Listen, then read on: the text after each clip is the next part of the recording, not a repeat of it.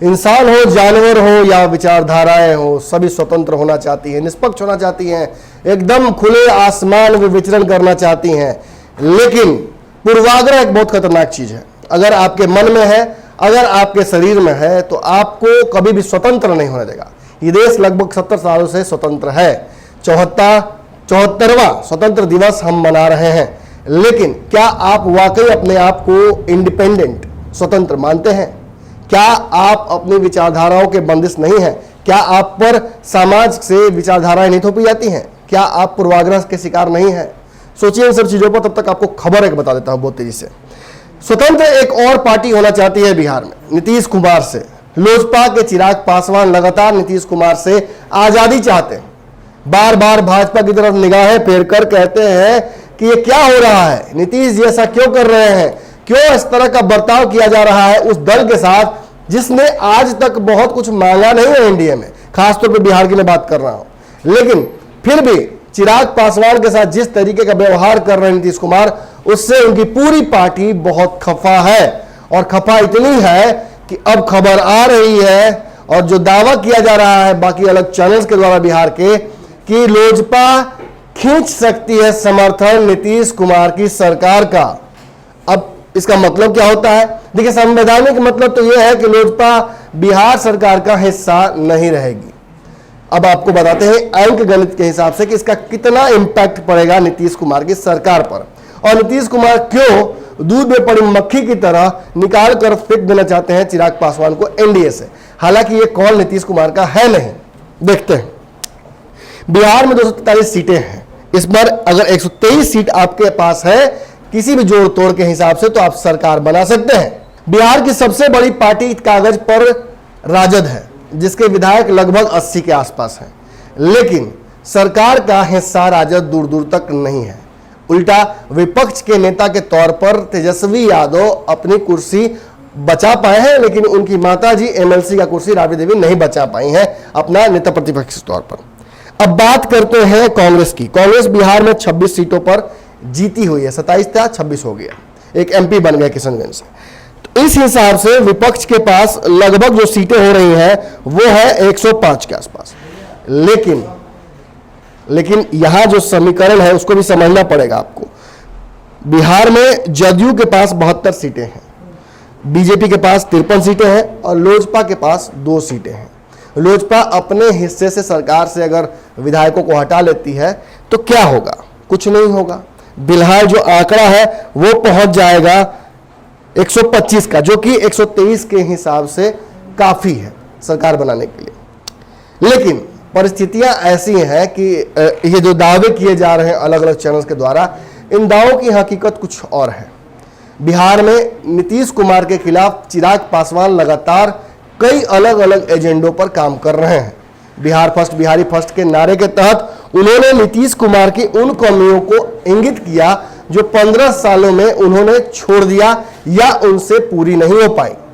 बिहार में संभावनाएं असीमित हैं। इन संभावनाओं से रोजगार पैदा करने की बात चिराग पासवान लगातार कर रहे हैं। सड़कों के गड्ढे हो, कोरोना की टेस्टिंग हो या बाढ़ से हर बार बेहाल होता बिहार हो, इन सभी मुद्दों पर उन्होंने नीतीश सरकार की धज्जियां उड़ाई हैं। यहां तक कि रोड मैप भी बताया है। लेकिन इस रोड मैप पर नीतीश कुमार का कोई भी इंटरेस्ट नहीं है। नीतीश कुमार अपनी कार्यशैली से काम करते हैं और उन्हें बहुत ज्यादा अपने जो घटक दल हैं उनसे सहयोग की उपेक्षा भी नहीं रहती है। आप सरकार बनाने के लिए हमें सहयोग कीजिए, सरकार हम चलाएंगे। अब देख लीजिए, बिहार में जितने भी भाजपा के कोटे के नेता हैं उन सभी को कहीं ना कहीं नीतीश कुमार से पूरी तरह से बात करके ही कोई डिसीजन लेने का अधिकार दिया जाता है।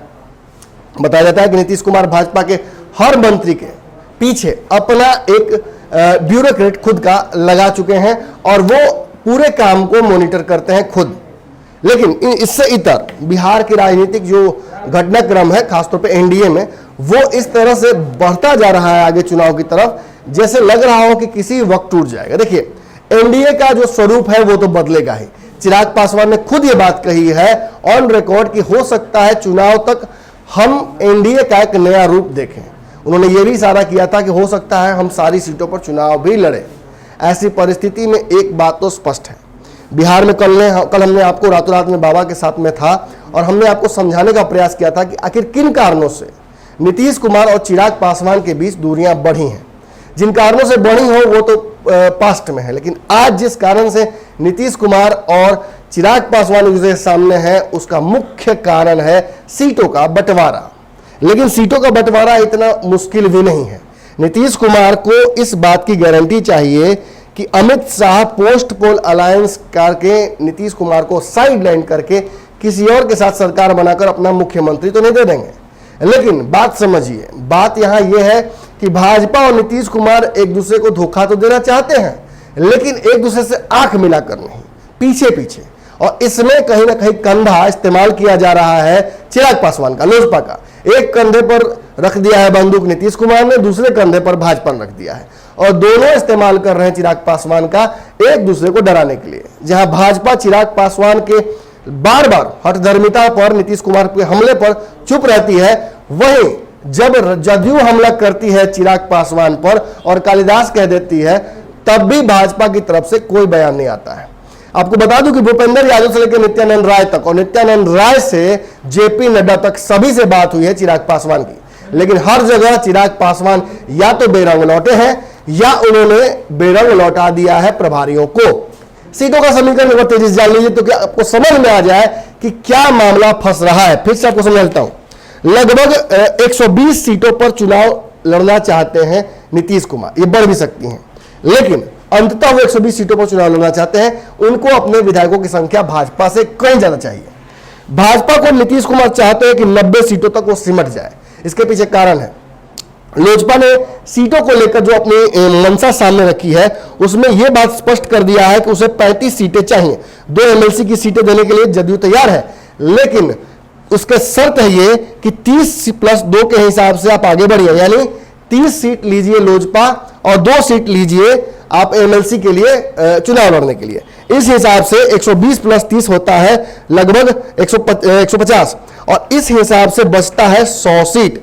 लेकिन अगर नीतीश कुमार अपनी 120 सीटें कंफर्म करा लेते हैं तो यहां भाजपा को अपनी सीटें काट कर 10 सीटें देनी पड़ेंगी चिराग पासवान को और चिराग पासवान 40 सीटों पर तब चुनाव लड़ेंगे।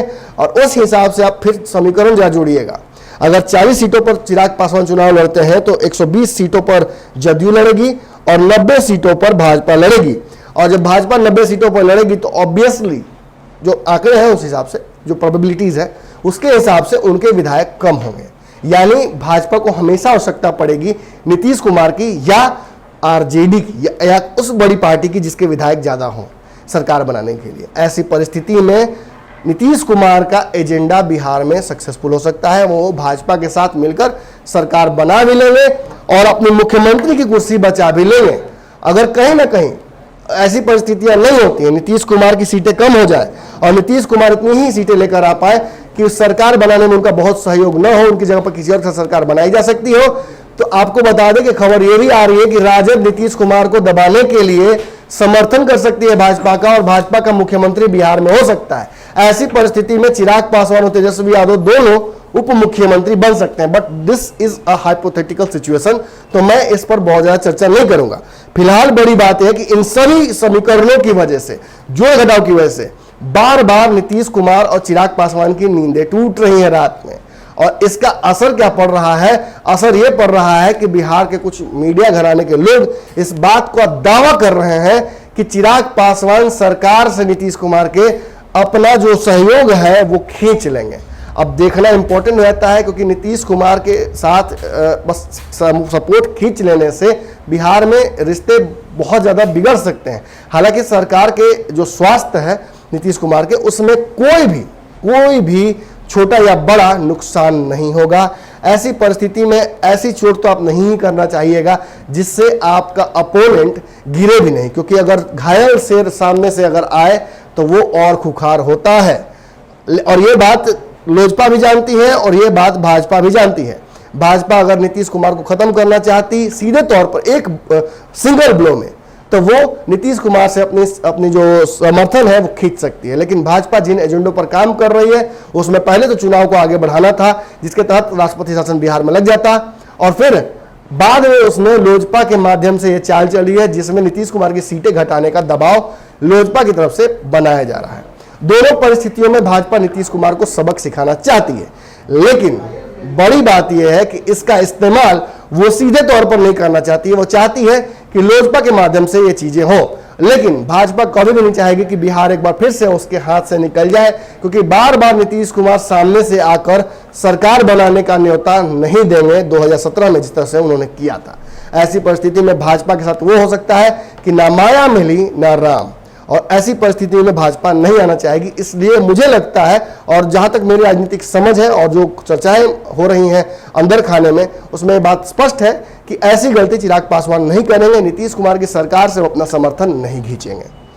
तो आज के इस एपिसोड में इतना ही। बहुत जल्दी नई खबर के साथ आपसे मुलाकात करूंगा।